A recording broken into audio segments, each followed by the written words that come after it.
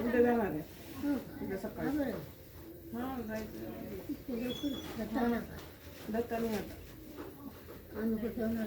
हां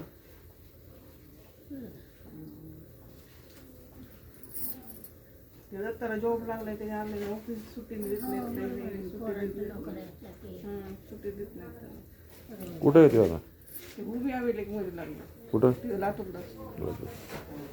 पुण्याला होता ना आधी कंपनीमध्ये करत होता, आता सरकारी नोकरी.